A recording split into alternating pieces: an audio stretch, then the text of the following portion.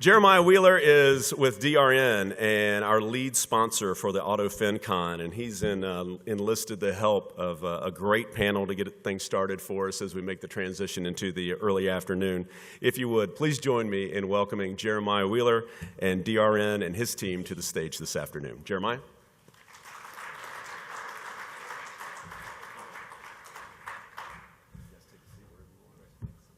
Hello, everyone. Thanks for coming out and enjoying this great venue, great weather that we're having out here in California. It's always easy for me to take a trip out to California because the weather is awesome. I wanted to introduce myself. I'm Jeremiah Wheeler. I'm Executive Vice President and General Manager of FinTech for DRN. And I wanted to introduce our panelists today of lenders that we will go through some topics I think that are at the kind of top of everyone's mind, and let you guys introduce yourself. I'm Rod Ahrens, Vice President of Service Center Operations with World Omni Financial. Great. Chris Mitchum, Senior Vice President with Pelican Auto Finance. And Jose Esparza, Senior Director of Recovery for Ally Financial. Thanks a lot. So we'll dive right in. First of all, thank you guys for being here. Thank you for agreeing to be on the panel. Really look forward to all the insight that we can share.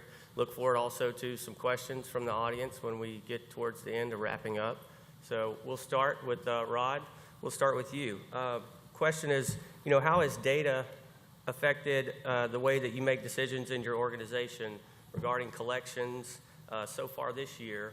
And, what are some positive impacts, negative impacts that you've seen throughout the year on those, on the big data and crunching the numbers? Right. That's big data for us is, it's becoming more and more important, probably for most of us in the room. There's another session and another track. I think the title was Oceans of Data with Puddles of Information. I think that kind of characterizes it perfectly. There's so much data out there, but how do you make it usable? How do you leverage that data? How do you truly bring it in where you can start making strategy decisions, more informed decisions, less sort of hunch decisions, and getting more into database decisions and even to ROI justifications. But that's probably one of the biggest areas of focus for us this year and going forward. We've created an entire data analysis, data management division. And they're really at the point now where they're just building that data structure, identifying data sources, identifying metrics and key performance indicators, and then really building that structure so that we don't have to rely on spreadsheets, which we love spreadsheets, love macros and Excel, but we want to have that data housed, have it defined from many different data sources, homogenize that data, and really be able to leverage it and move forward. That's our huge focus for this year moving forward, is really focused on the data. And we obviously use that in the collections environment and really all of our processing areas to get back to those decisions based on data. What is the data telling us? We want to be able to do that much more fluently in the future. Got it. So. Yeah. Go on, Jose. I was going to say, so similarly, we're fortunate at Ally that we have kind of our own internal strategy and reporting team that definitely offer the services back to the operation that helps us make some of those decisions. But I think one of the challenges is taking the mass amount of data that's available and kind of aggregating it together, sorting it out, and then trying to appropriately disseminate it back within the business and understanding at what level what information is pertinent to a front-end collector that maybe is your primary touch point for your consumer base versus their manager versus the operations managers within the department, all the way up to maybe the data that I'm looking at is probably cut and viewed differently. I want to get contact information, whether it be good phone numbers, good addresses down to the frontline associates, but at my level, I'm probably looking at more of a batch performance metrics and things of that nature. And so being able to take all of that information and having the infrastructure in place to appropriately leverage it for your individual business needs is kind of one of the most important things that I think we've identified and will continue to kind of focus on going into 2018. I think one thing that's really exciting to see over the past couple of years at least, I've had an opportunity in the past to work in risk management and other analytical services and in other channels in auto. And when you come to auto and you're starting to see companies, even larger companies that perhaps just haven't done it in the past, really start to embrace BI and how you can bring your data warehouse to the next level just by trying different analytics tools. Obviously, there's a lot of BI solutions out there, some more expensive than others, but even a reasonably priced BI tool for a smaller finance company like ours, right, can make all the difference. So one thing we've really worked on this year is is trying to take that data where we always use it for current delinquent accounts, right? What are you doing to affect delinquency now?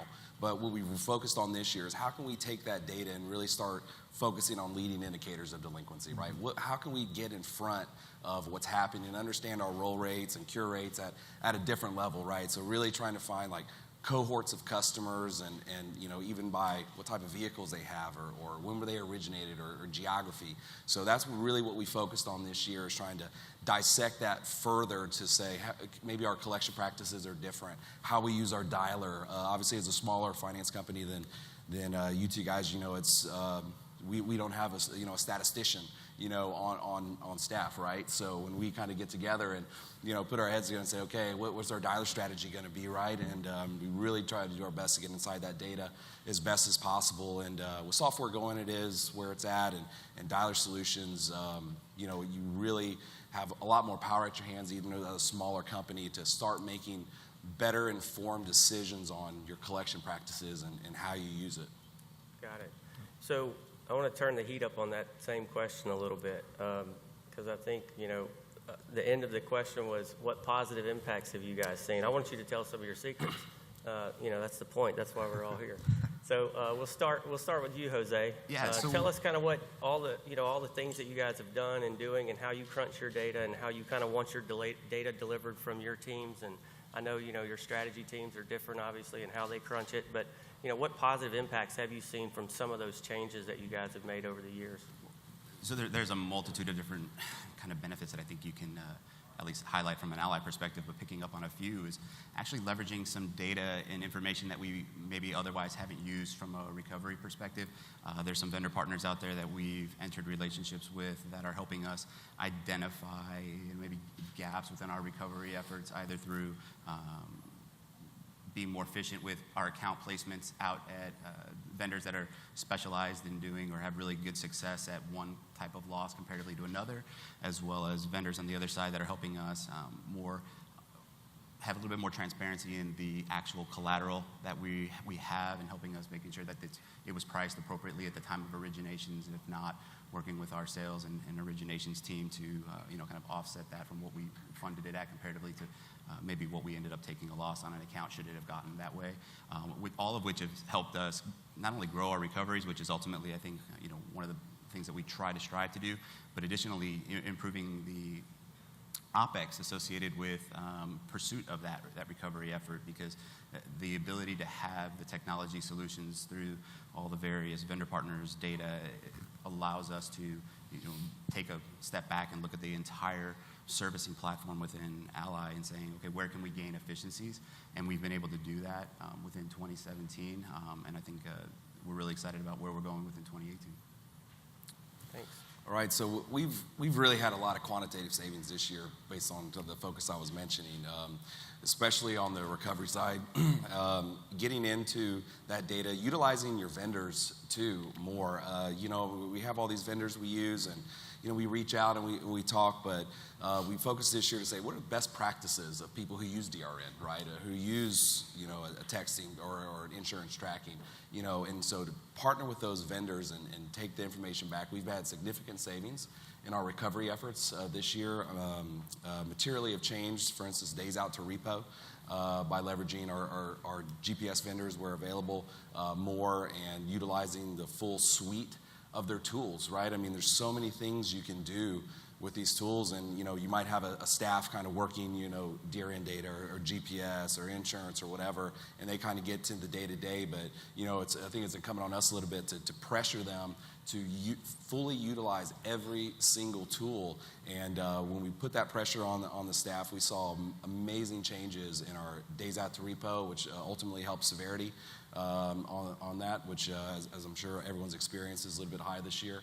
So, it's been a real focus of ours to cut those expenses, as much as possible where we can. And a lot of it is as simple as just, using the tools, like they're supposed to be used, or doing those extra things.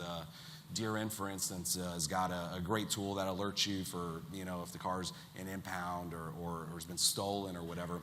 So we get those stolen alerts before, and typically we would just follow up with the customer, or send those down, or frankly not use them. This year we've been focused on getting that to an insurance company, talking with our insurance tracking partner, Allied, and how can we really take that and have some action to it. Because sometimes you might not be able to get in touch with a customer, right? So at least for us in a deep subprime space. So leveraging that information from vendor to vendor and having them help us out, we've had amazing savings both in OpEx and just efficiencies. Even though you're using more tools, it becomes more efficient because you're not, doing so much, blocking and tackling on stuff versus just trying to be efficient using the tools better. Yeah, we've, this year particularly, it's really gone on for several years. We work very closely with our risk management department, operations and risk management. We're always running champion challengers in terms of our dialer strategy, how the accounts are placed, what the roll points are from front end to back end collection. We always have a champion, always have a challenger, and we review that performance on at least a quarterly basis. We'll meet formally with risk management twice a year. To really dive in and look at, how is it performing? Do we need to make any tweaks, sort of subtle tweaks to that? And I'd mentioned earlier, we kind of have to check our experience at the door. We do that in a disciplined way, but we want to make sure that we're not always following a hunch. There's a lot of experience in that room when we all meet, but we definitely want to focus more on the data-based decisions so that we know that here's what the numbers are telling us, here's what we should do, as opposed to operating with a hunch, as we probably all did earlier in our careers. But really focus on that. We've also, I mentioned all the different data sources that are out there, but what we've tried to do is really leverage those and bring them together. So you've got comp reports from your data, skip data providers. We've recently brought in the historical LPR data from DRN, able to combine those, and it really adds value to both of those data sets. You've got a list of 10 addresses, for example, out of a comp report, but you see historical plate hits in one area. It's obviously going to elevate the value of that one or two addresses that are in that area. So that's been very positive for us. We've seen some good results there, both in pre-charge-off and post-charge-off results. But that's really what we've done in terms of positives in collections. Okay, thanks. So on to the next question. So are you guys, what are you guys looking at for 2018? Are you looking at any different data strategy changes around the platforms that you're using to access, integrate, house, and collect all of that data, to analyze it, to produce some results for both your recovery team, your collections team? What's on the horizon for you guys? And we'll start with you, Chris. We have a lot of projects on the horizon. Sometimes I think it's too many. Without violating any NDAs. Yeah. As I mentioned, we've really worked this year just to get more into the tools we have and how can we use them earlier in collections. But through that and through the use of these tools, you start saying, why can't we have this automatically pushing in via an API to our CRM, right? And we have a call. Well, you can. It's as easy as calling German. We can make that happen, right? Or Allied or other groups that we do business with. And so that's what we're going to focus on, is integrating as much as we can into our collection system to help alert our frontline collectors. Because, sure, you can do it in your risk management group or your recovery group, but, when they're touching stuff, oftentimes it's too late, right? So if we can get that information out to our early stage collectors or even care calls, and we know, hey, there's been some alert on this, so they have it, or it's branded in the notes for whatever reason, it helps make that next contact with your customer even more efficient and impactful, right? And that's really what we're trying to focus on, especially in deep subprime, is saying, every conversation you have with the customer has to be a good conversation, talking about delinquency and curing the account. And the more information we have, especially whether it be location information or things going on or lack of insurance, and sure, they can go to the collateral tab and whatever that they're working on and see if it's active or not, and maybe there's a pop-up, maybe there's not, but so we're working on having alerts and pop-ups and notes and everything to give into our collectors, even in early stage, where when they have a call, they know exactly what's going on with this customer. There are questions they need to be asking in regards to, why is your insurance, maybe your deductibles are too high, right? Let's talk to them about that and maybe get them to change their deductibles back to where we want them to be, or your location's different. Have you moved, right? Those questions that they might not ask, because when you validate a customer and they give you their address, maybe they're just giving you addresses on site, it might not be where they live anymore, at least for our customer set.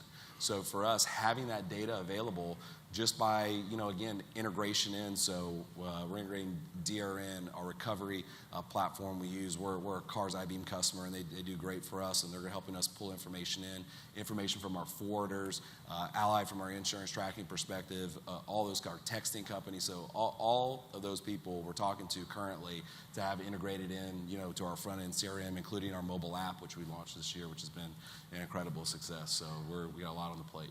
Yeah, and also to add to that, I think, having that data, all of the different data, I think I've heard it probably 10 or 15 times this week so far, and we're early into this conference week, but I've heard it a few times from a number of lenders that, they don't want their collectors having to log into multiple systems just because it's arduous, it takes time.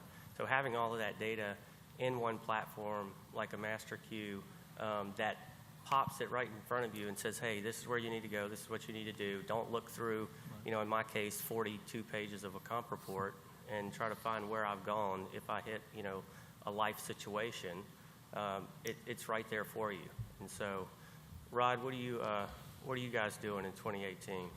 For 2018, one of our big focuses, I talked about the data, that's a huge focus for us, but beyond that, more specifically in the operational area and efficiency gains, and certainly the quality assurance side.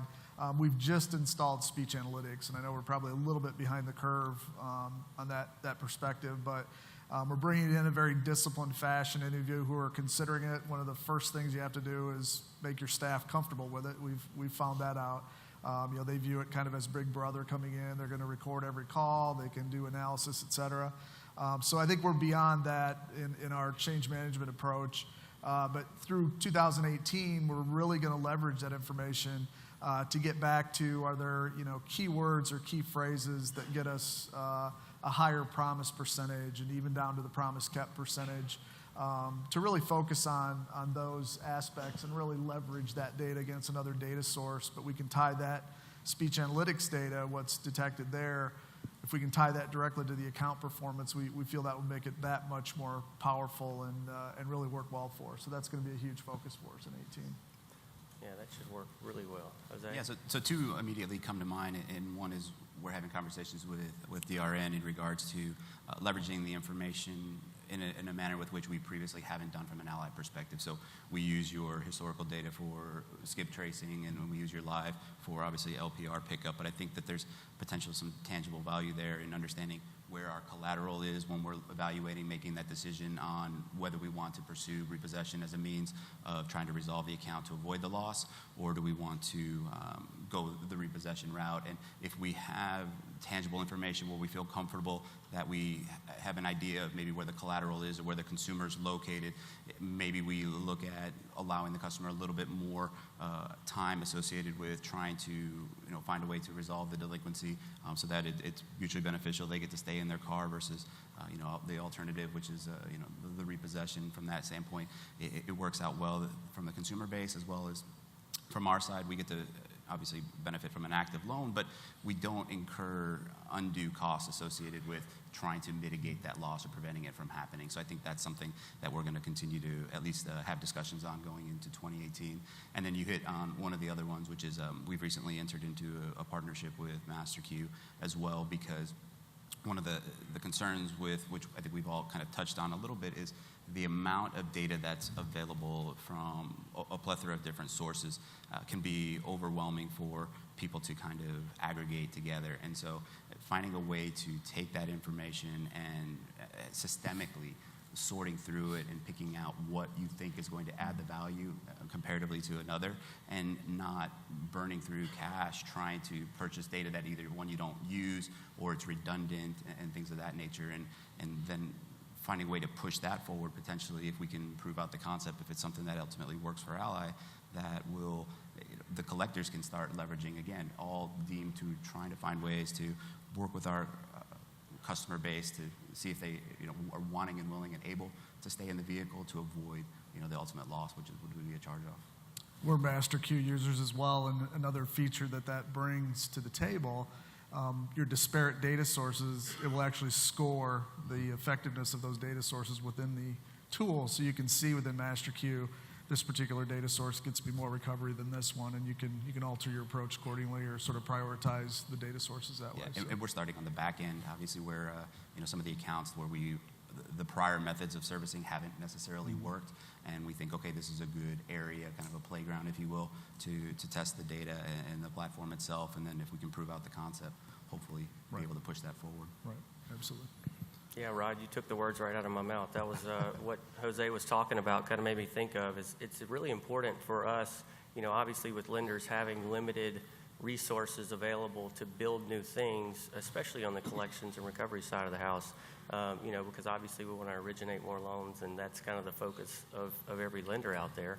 But having that reporting data on which data set is working best for your organization is really important. And when you have 12 or 15 different data sources all plugged into one place, it's really important to analyze it and see what's working best for you.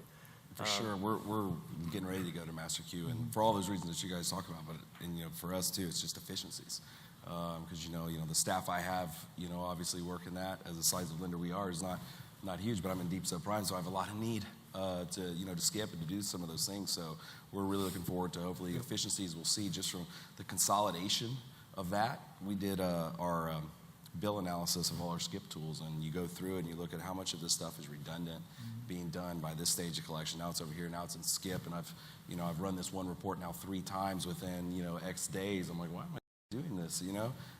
So we're looking forward to those efficiencies for sure. And you also tend to get, especially if you have a smaller staff, whatever data source worked for them most recently is the one they're going to go to first, and that may not always be the right case, right? So you want that longer term trend data to figure out, which one you should to help drive that waterfall better, right? Yep.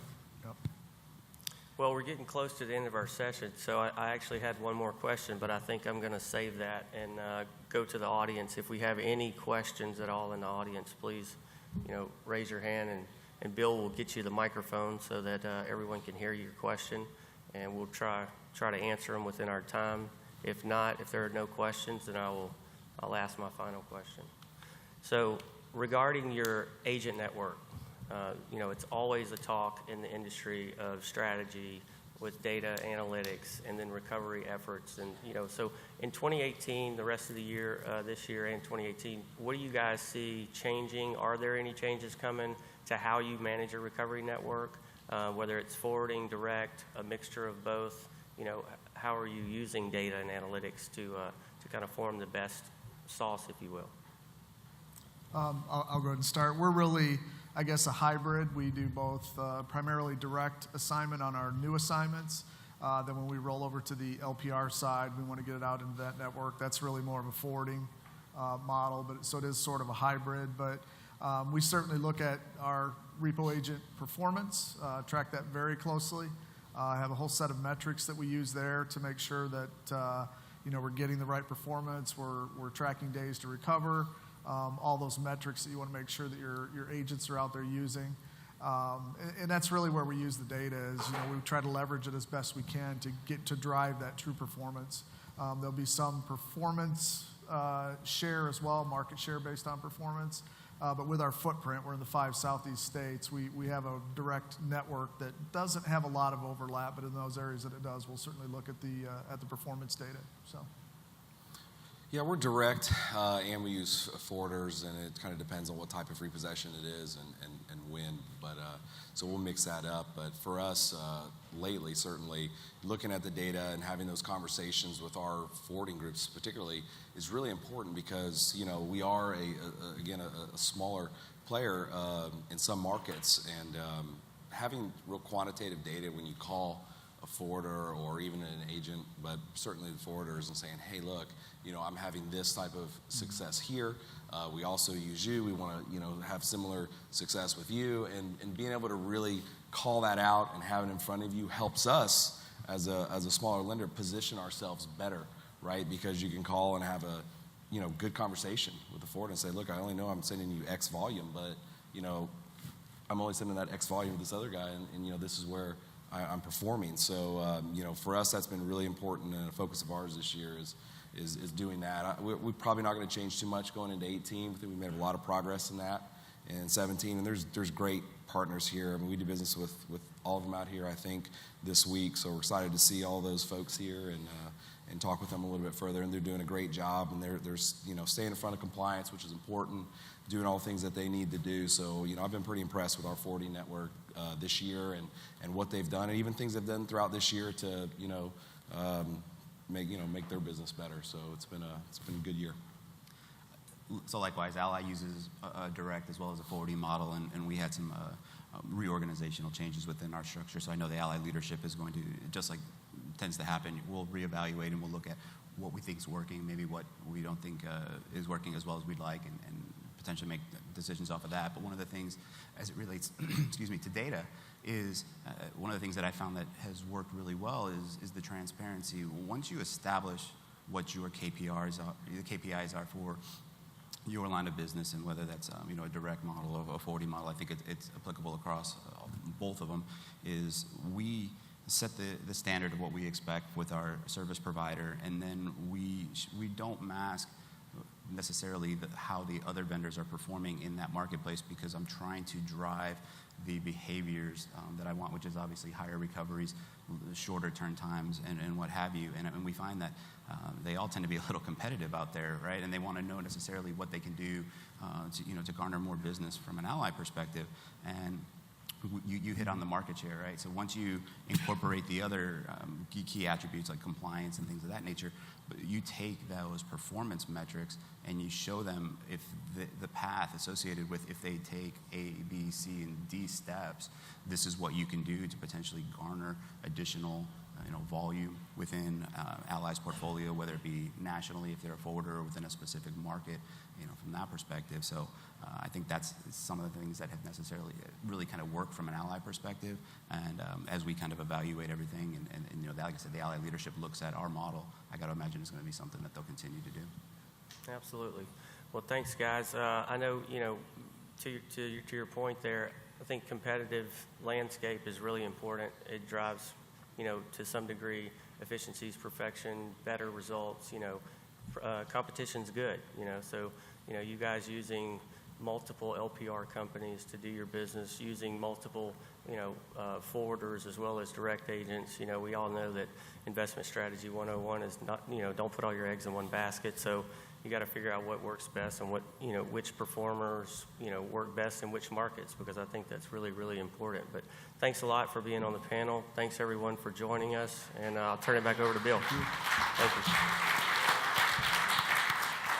Jeremiah, thank you. Great job, gentlemen. Thank you very much. We appreciate your time and your willingness to participate with us this afternoon. Great panel.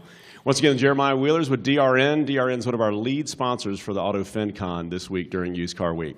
Again, please take a few minutes with your agenda that is in your notebook. You'll have a good idea of what to look forward to this afternoon. And if you'd like to, you're welcome to join us for lunch next door. It's our first annual Used Car Awards, and we'll have that at 12 noon. Thank you very much. Guys, thanks.